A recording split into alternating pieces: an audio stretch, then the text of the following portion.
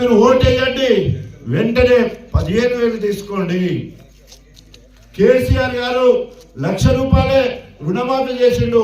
నేను 2 లక్షలు చేస్తా, మీరు బ్యాంకులో ఏమైనా ఉంటే కట్టండి, వెంటనే 2 లక్షలు తీసుకోండి. నేను ప్రమాణ స్వీకారం చేయగానే డిసెంబర్ 9, 2023 డిసెంబర్ 9 నేను 2 లక్షల రూపాయలు మాఫీ చేసేస్తా, రుణమాఫీ చేస్తా అని చెప్పేసి ప్రగల్భాలు పలికిండు. అంతేకాకుండా కేసీఆర్ గారు ఒక రైతుకే ఇస్తాడు, నేను కౌలు రైతు కూడా 15,000 ఇస్తా అన్నాడు, 2 లక్షలు.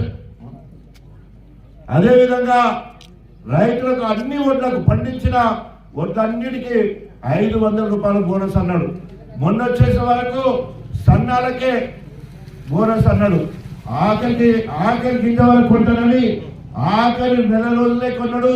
ముందు నెల 15 రోజులు దళారులు మిల్లర్లు మొత్తం వడ్లన్నీ తీసుకుపోయింది అప్పటికే. అయినా కూడా మన వరంగల్ చరిత్ర చూసుకుంటే వరంగల్లో 89 కోట్ల రూపాయలు బోనస్ కింద రావాలి. నెల 15 రోజులైంది, ఇప్పటివరకు ఒక్క రైతు కూడా బోనస్ పైసలు పడని పరిస్థితి కనబడతా ఉన్నది. అదేవిధంగా ఈరోజు బోనస్ పాల్గొడు వ్యవసాయ కూలీలకు 12,000 ఇస్తానన్నాడు సంవత్సరానికి. వ్యవసాయ కూలి అంటే భూమి లేని నిరుపేదలకు, దానిలో గొల్లెం పెట్టిండు, వాళ్లకు ఉపాధి హామీ కార్డులు అంటాడు. ఉపాధి హామీ కార్డులు కాదు, 20 రోజులు పని చేయాలంటాడు, తప్పకుండా 20 రోజులు పని చేయాలంటాడు. మన తెలంగాణలో ఇప్పటివరకు దాదాపు 56 లక్షల జాబ్ కార్డ్స్ ఉన్నాయి. దాంట్లో లబ్ధిదారుల కుటుంబ సభ్యులు మొత్తం కలిస్తే 1,04,00,000 మంది లబ్ధిదారులు ఉన్నారు పనిచేయడానికి. కానీ 20 రోజులు పనిచేసిన వాళ్ళు ఎంతమంది ఉన్నారంటే, ఆ కేంద్ర ప్రభుత్వం కూడా పని దినాలు తగ్గడం వల్ల ఓన్లీ 3,75,000 కార్డులకు మాత్రమే పని దొరికింది. అంటే దాదాపు 8 లక్షల మందికి మాత్రమే. అంటే 1,04,00,000 నుండి 8 లక్షలకు ఇచ్చి 96 లక్షల మంది వ్యవసాయ కూలీలకు, భూమి లేని నిరుపేదలకు, అదేవిధంగా జాబ్ కార్డు వాళ్ళకి ఎదుగుతారని చూసే పరిస్థితి కనబడతా ఉంది. ఈరోజు ఎకరం లోపు, ఉదాహరణకి అరెకరం ఉండేది ఉంటే 3,000 ఇస్తారు, అరెకరం ఉంటే 3,000 ఇస్తారు, భూమి లేనికైతే 12,000 ఇస్తారు. ఇవాళ మన డిమాండ్ ఏంటంటే ఎకరం లోపు ఉన్న వాళ్ళందరికీ కూడా 12,000 ఇవ్వాలి అని చెప్పేసి మనం డిమాండ్ చేస్తా ఉన్నాం. అదేవిధంగా 26వ తారీఖు నుంచి ఏదైతే మీరు అమలు చేస్తామని ప్రకటించిందో రైతుకు 15,000 రూపాయలు పక్కా ఇవ్వాలి. ముందుగాల వేసంగికి 7,500 ఇవ్వాల్సి ఉండే 5,000 ఇచ్చింది కాబట్టి 2,500 అది బాకున్నాడు. ఈ సంవత్సరంలో ఇవి 15, అంటే ఒక ఎకరానికి రైతుకు 17,500 రూపాయలు ఇప్పటి వరకు బాకున్నాడు. 2 ఎకరాలు ఉంటే 35,000 ఇవ్వాలి.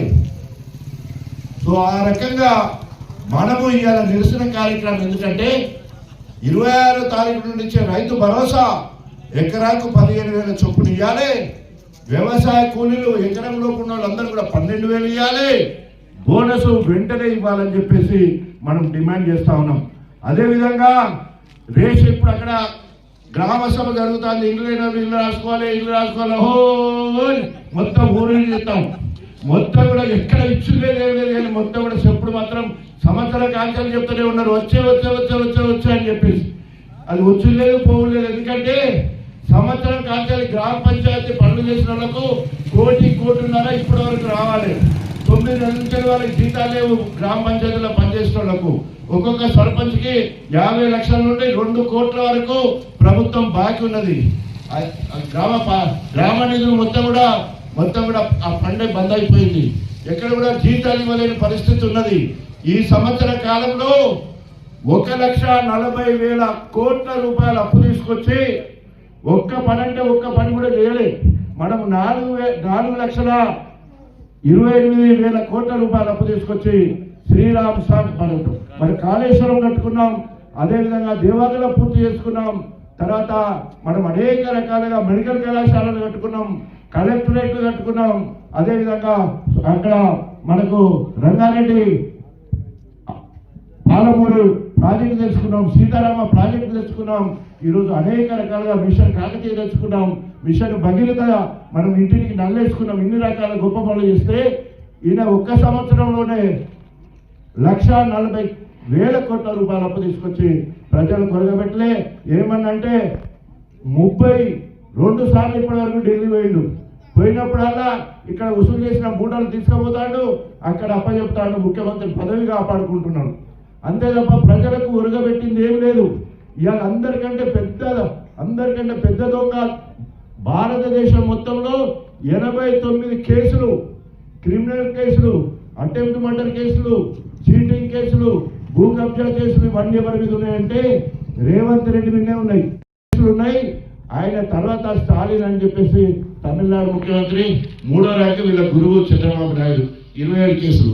ఎందుకు ఈ మాట చెప్తున్నానంటే అలాంటి దొంగ చేతిలో ఇవాళ కడియం శ్రీగారు ఉండి అక్కడ అయినా ఈయన ఇక్కడ కీలుబొమ్మలు ఆటాడుతూ మళ్ళీ ఏమంటారంటే కేసీఆర్, కేటీఆర్, హరీష్ రావు, కవిత ఇన్ని రోజులు వాళ్ళ జేబులో ఉన్నట్టున్నాడు.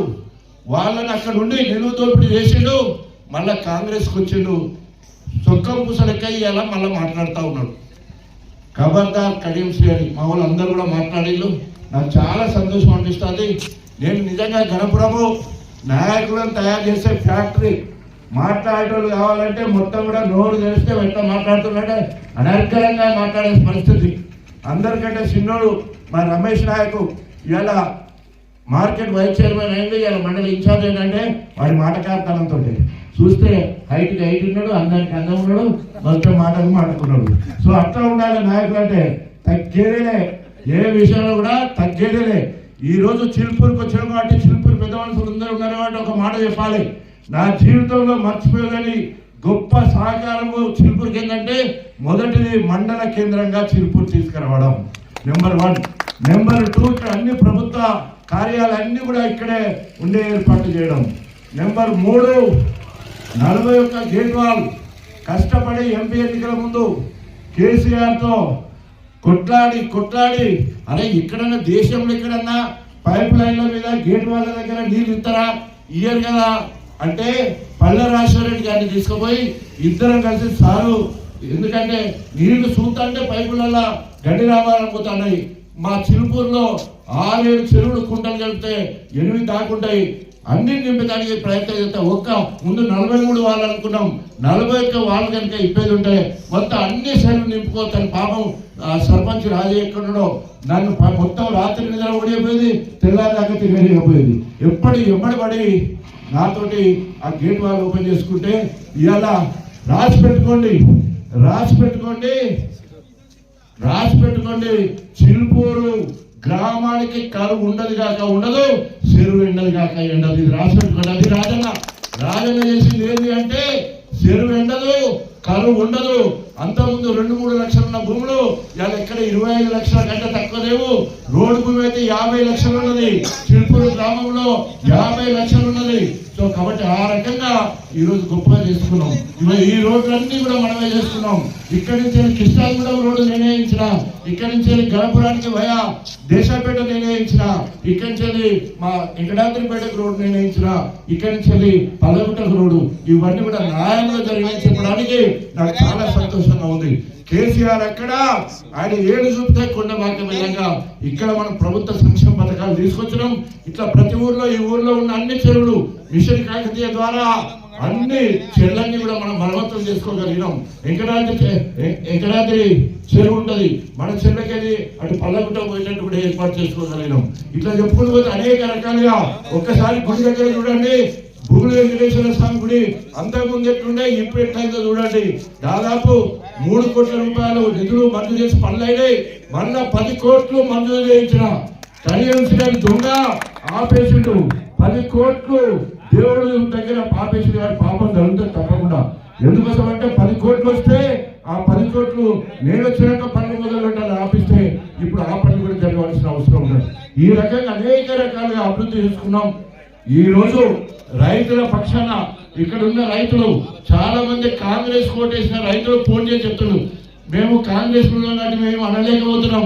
రాజనా నువ్వే మొగోడివి, కడియం శ్రీగారి దగ్గర నిండేవి, నువ్వే మాట్లాడాలి అంటే ఇలా ఇక్కడ వేలేరులో, ధర్మసాగర్లో, చిలుపూరులో, గణపురంలో, రఘునాథపల్లి, లింగాల గణపూర్, జఫర్గడ్డ అన్ని దిక్కులో ఇట్లే మీటింగ్ పెట్టి రైతుల పక్షాన కొట్లాడతాం.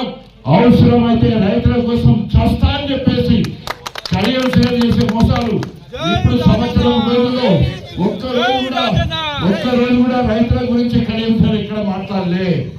ఎప్పుడు కూడా పెన్షన్ల గురించి కడియం శ్రేణి మాట్లాడలే. మా వాళ్ళకి ఇచ్చే 2500 రూపాయల గురించి కూడా కడియం శ్రేణి మాట్లాడలే. బోనస్ గురించి మాట్లాడలేదు. కౌలు రైతుల గురించి మాట్లాడలేదు. రేషన్ కార్డుల గురించి మాట్లాడలేదు. వృద్ధులకు 2000 నుంచి 4000 పెన్షన్ అంటే మాట్లాడలేదు. వికలాంగులకు 4000 నుండి 6000 పెన్షన్ అంటే వాళ్ళ గురించి మాట్లాడలేదు. గర్భిణీ స్త్రీలకు న్యూట్రిషన్ కిట్, కేసీఆర్ కిట్ అంటే వాటి గురించి మాట్లాడడు. ఏమన్నంటే ఏం లేదు అభివృద్ధి అంటాడు. ఏం అభివృద్ధి అంటే మండల ఇంటిగ్రేటెడ్ కాంప్లెక్స్ అంటాడు. అంతే. ఇంటిగ్రేటెడ్ స్కూల్స్ అంటాడు. కావాల్సిన స్కూల్స్ కేసీఆర్ తీసుకొచ్చి పెడితే దానిలో ఎవరికి అర్థం కాని భాష ఆయన ఎక్కడ మాట్లాడితే ఆయన తోటి ఇక్కడ మాట్లాడతాడు.